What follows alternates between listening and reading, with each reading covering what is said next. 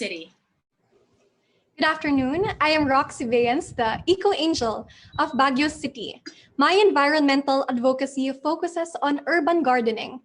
City development is very fast-paced, so I want to encourage other people to regreen their homes as well as their business areas.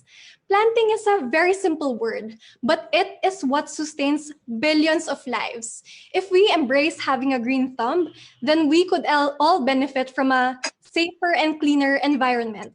Also in support for the Plant, Plant, Plant program of the government, Ahon Lahat, Pagkaing Sapat Laban sa COVID-19, which deals with the security of the food during these trying times.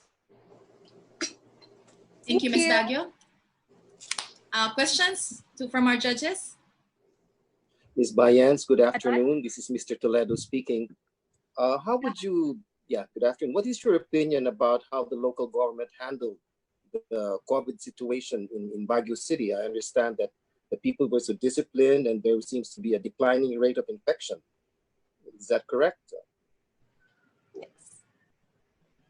Well, I am very happy that Baguio was actually hailed a model city in battling the COVID-19 virus because there is mass testing, transparency, and effective control. So I know the citizens of Baguio City are in good hands, and I'm very happy that with the situation, we are given the opportunity to go back to the basics and live a more simple life. That means growing your own food at home.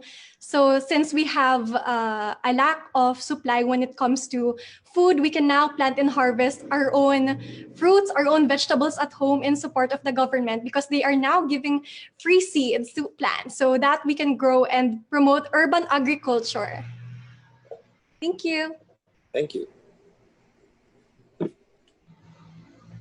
Could I ask you a question on the food gardening and food security question? This, in many of the developing communities and countries in the world, this is a huge issue. With COVID, and off the last question, can I ask you, what is the greatest challenge on food security and growing your own food when it comes to teaching people because of COVID and keeping people apart? How do you engage on active community programs?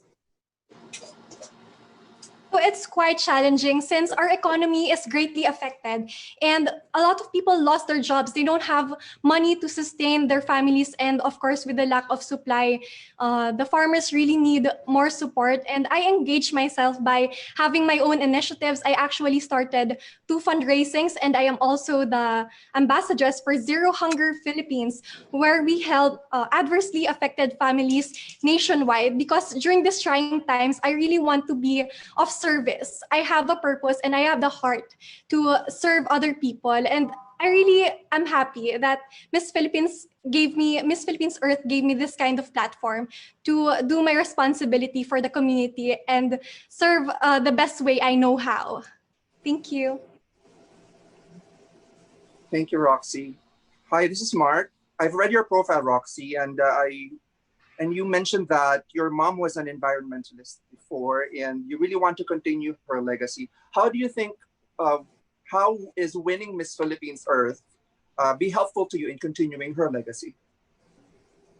Well, not many people of you know, but I already started gardening as young as the age of 6. So urban gardening really runs in my blood, and we embrace organic food. So with the knowledge that I have, I used it and turned it into uplifting it as my advocacy. Thank you, Miss Baguio City.